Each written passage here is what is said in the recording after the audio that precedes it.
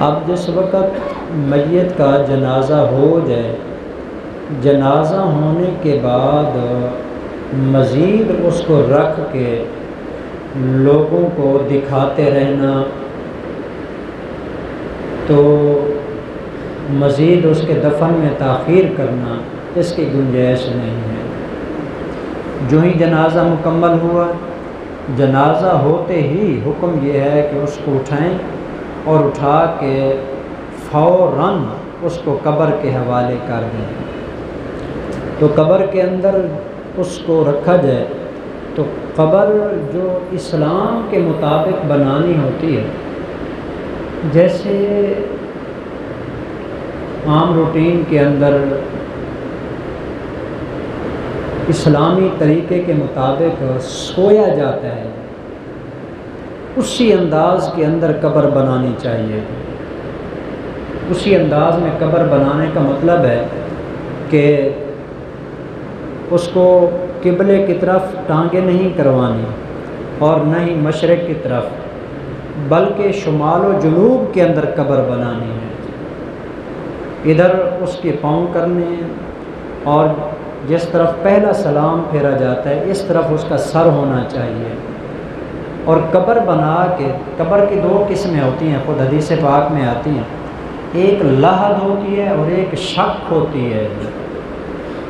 لحد اور شق میں یہ فرق ہوتا ہے، بلکہ رسول اللہ صلی اللہ علیہ وسلم کا فرمان بھی ہے کہ حضور نے فرمایا اللحد لنا والشق لغیرنا۔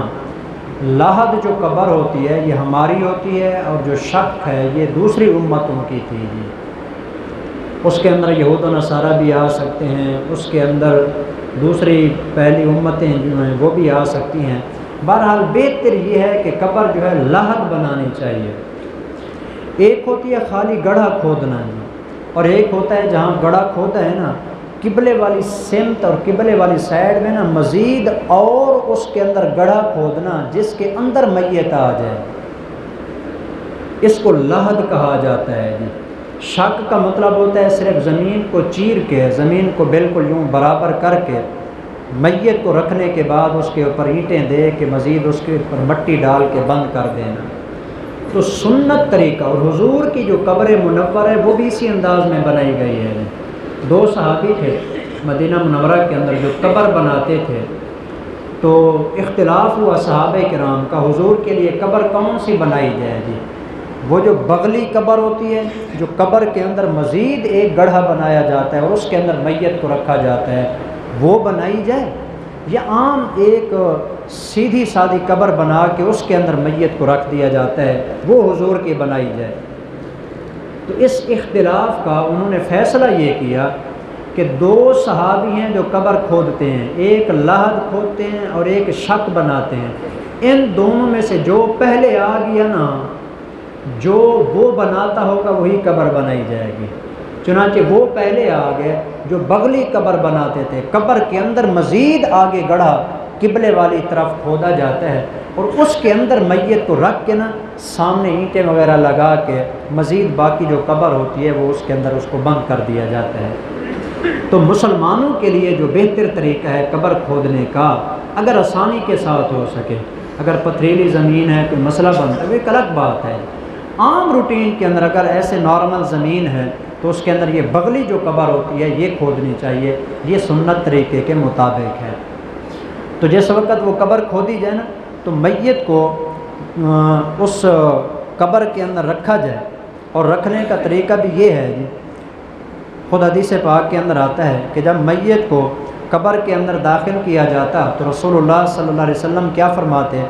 حضرت ابن عمر فرماتے ہیں کہ ان النبی صلی اللہ علیہ وسلم کان اذا ادخل المیت القبر، جب میت کو قبر میں دفن کرنے لگتے تو قال، حضور یہ دعا پڑھتے تھے، بسم اللہ و باللہ وعلی ملت رسول اللہ، یہ پڑھ کے میت کو قبر کے اندر رکھ دیا جائے۔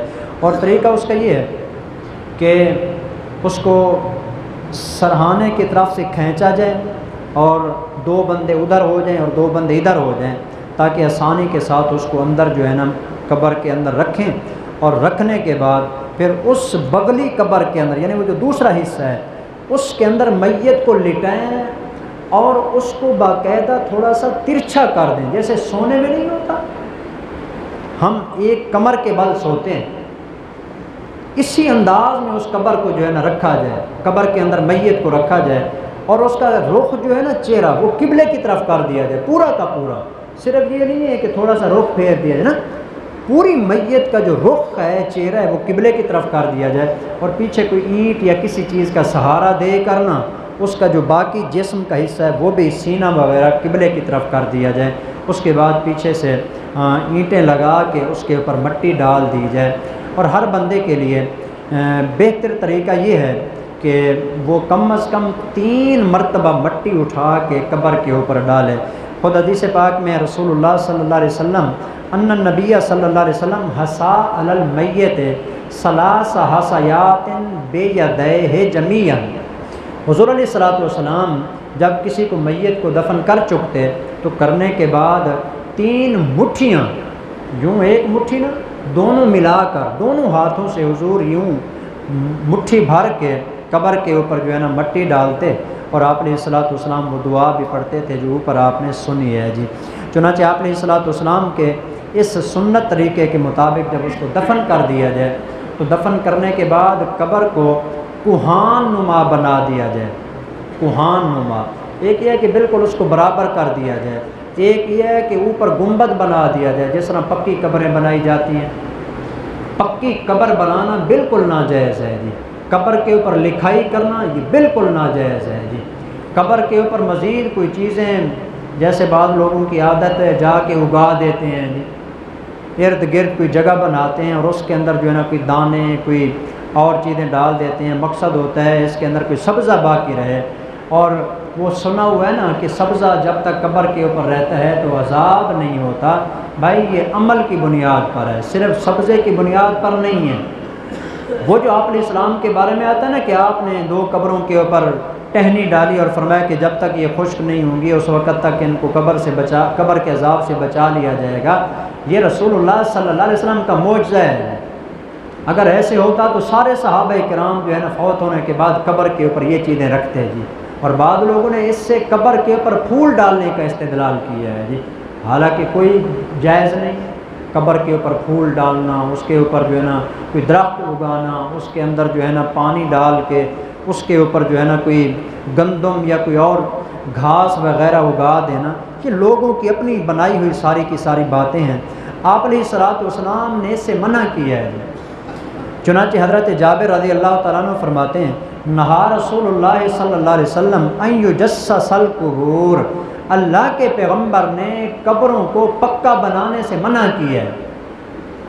آپ پورے سعودی عرب کے اندر جا کے دیکھیں کوئی قبر پختہ نہیں ہے، اور قبر کو اونچا بنانا یہ بھی ناجائز ہے، زیادہ سے زیادہ اجازت 1 بالشت کے برابر ہے، صرف 1 بالشت کے برابر، اس سے مزید قبر کو اوپر لے جانا یہ بالکل ناجائز ہے، اس لیے آپ علیہ الصلوۃ والسلام نے اسے منع فرما دی ہے۔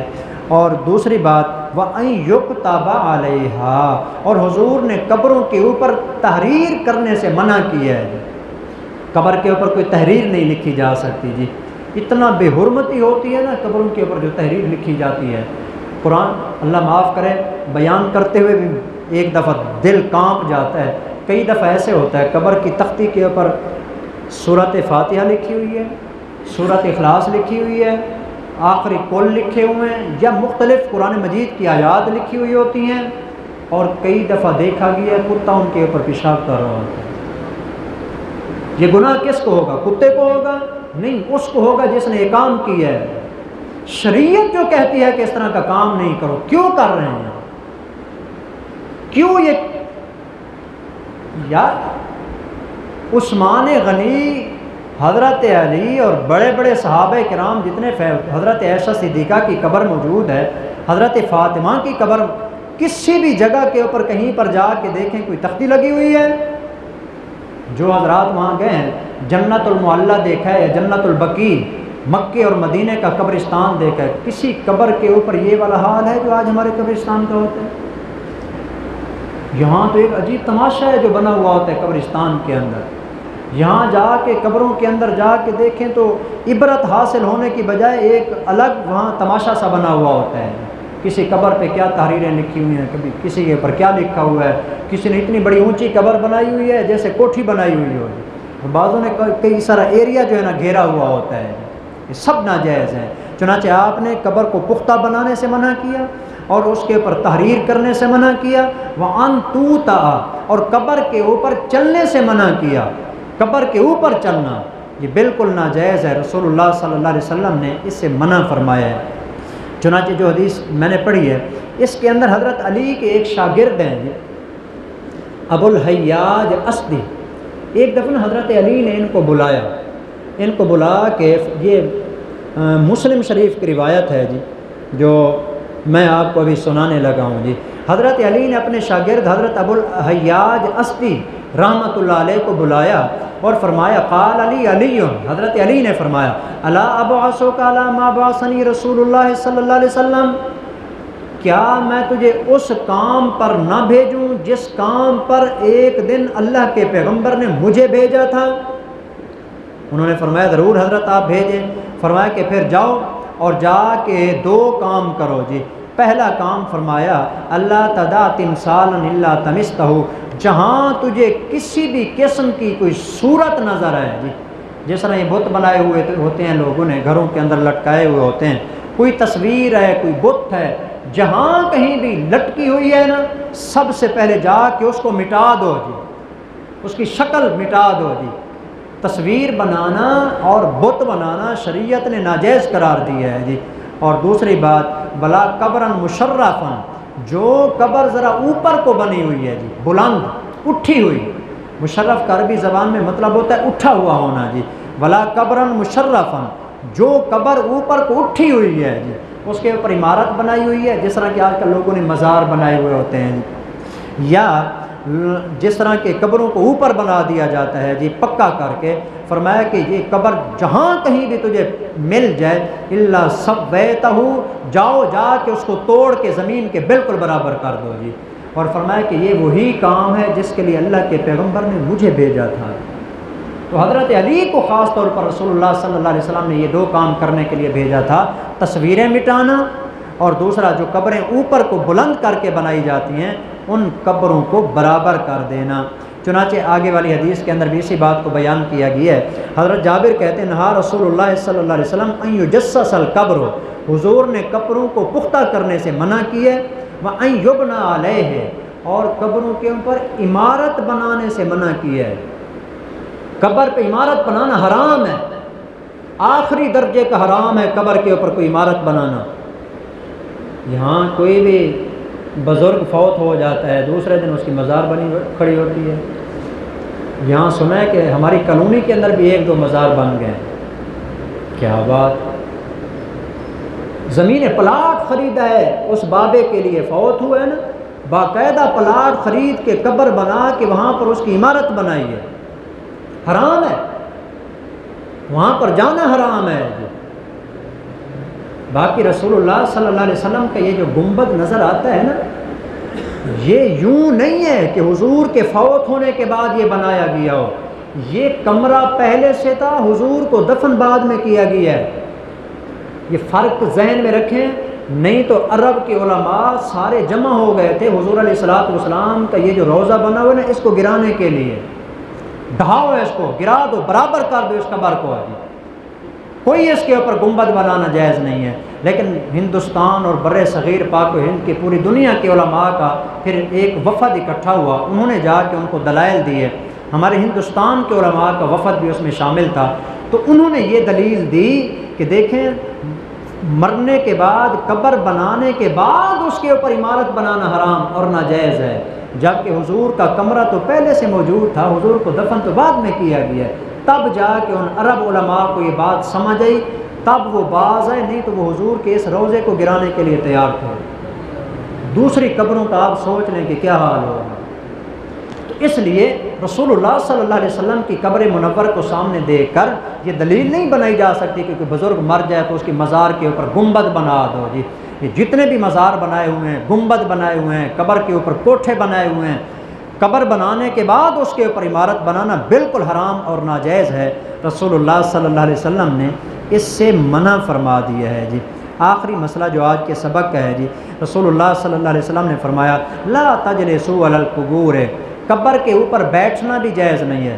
قبر کے اوپر نہ بیٹھا کرو، قبر کے اوپر بیٹھنا یہ توہین ہے قبر والے کی، اس کے اوپر نہیں بیٹھنا۔ ولا تصلوا الیہا، اور قبر کی طرف منہ کر کے نماز پڑھنا بھی جائز نہیں ہے۔ قبر کی طرف رخ کر کے نماز نہیں ہوتی جی، اگر کوئی پڑھتا ہے یہ منہ میں شرک ہے، یعنی یہ شرک کا وہم ڈالنے والا ہے جی۔ یہ چاہے اللہ کی بھی عبادت کر رہا ہو، لیکن لوگوں کے ہاں تو یہی ہوگا کہ قبر کے سامنے کھڑے ہو کے نماز پڑھ رہا تھا، قبر کو سجدہ کر رہا تھا۔ قبر کو اور قبر والے کو سجدہ کرنا چاہے وہ پیغمبر ہی کیوں نہ ہو، حرام ہے۔ تو اس لیے عام قبر کے سامنے کھڑے ہو کے نماز پڑھنا یہ جائز نہیں ہے۔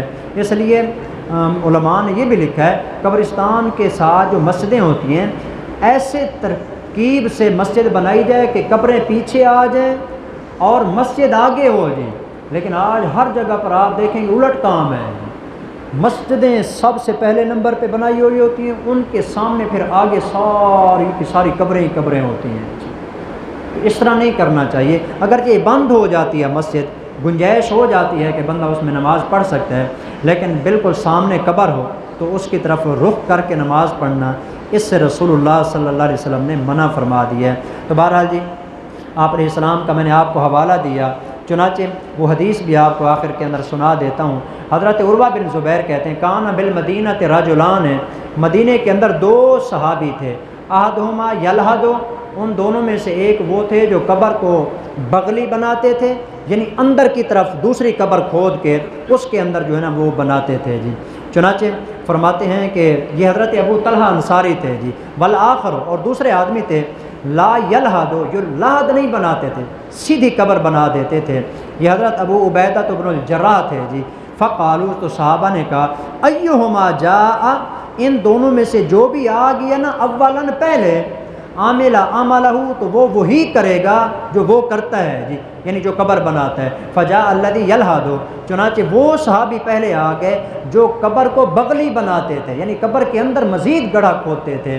چنانچہ فلحد لرسول اللہ صلی اللہ علیہ وسلم، رسول اللہ صلی اللہ علیہ وسلم کے لیے وہ قبر کے اندر مزید قبر کھودی گئی جی، اس کے اندر پھر حضور اکرم صلی اللہ علیہ وسلم کو رکھا گیا اور حضور کو دفن کیا گیا۔ تو یہ صحابہ کرام کا عمل تھا، تو اس لیے اسی کے اوپر یہ عمل کرنا چاہیے اور ان چیزوں میں سنت کا لحاظ کرنا چاہیے جی۔ آج فوتگی کے موقع پر، فوت ہونے سے لے کر گھر کے اندر واپس آنے تک جتنے اعمال ہوتے ہیں، اور گھر کے اندر آنے کے بعد جو اوپر آج کل سسٹم شروع کیے ہوئے ہیں جی، یہ تیسا ہے، یہ کیا ہے جمعرات ہے، یہ 40واں ہے، یہ کل شریف ہیں، یہ ختم شریف ہے، جتنے بھی بنائے جاتے ہیں شریعت میں اس کی کوئی گنجائش نہیں ہے، اپنی طرف سے بنائی جاتی ہے، اور یہ کتنی بڑی تباہی اور بربادی ہے امت مسلمہ کے لوگوں کے لیے۔ جہاں فوت کی ہو جاتی ہے سارے لوگ الٹا وہاں پر جا کے کھانا کھاتے ہیں، فروٹ بنائے ہوئے ہوتے ہیں، بریانی بنائی ہوئی ہوتی ہے، کھانا بنایا ہوا ہوتا ہے۔ اللہ کے بندو، کس نے کہا ہے کہ میت والے گھر کے اندر کھانا کھانا چاہیے؟ میت والے گھر میں کھانا کھانا نہیں، میت والے گھر میں کھانا پہنچانا ہوتا ہے۔ بالکل غلط سسٹم ہے جو آج کل ہمارے ہاں چل نکلا ہے جی۔ تو بہرحال جی ان تمام مسائل کو ذرا توجہ کے ساتھ آپ سماعت فرمایا کریں اور کوشش کیا کریں جہاں تک ہو سکے۔ برادری کے لوگ کرنے تو نہیں دیں گے آپ کو، جتنا مرضی ہے کر لیں جی۔ اگر آپ اتنے طاقتور ہیں اور آپ یہ کام کر سکتے ہیں، مجھے بھی ضرور آ کے بتانا، ہم نے یہ سنت کے مطابق سارے کام کیے تھے، کم از کم کہیں سے تو خوشی کی خبر ملے نا کہ کہیں حضور کی سنت کو زندہ کیا جا رہا ہے۔ اگر برادری کے لوگ آپ کو کرنے دیتے ہیں کریں، ناراض ہوتے ہیں ہونے دیں، لیکن اللہ اور اس کے رسول کو ناراض نہ کریں، اسی میں ہماری بھلائی ہے۔ اللہ ہم سب کو عمل کرنے کی توفیق عطا فرمائے۔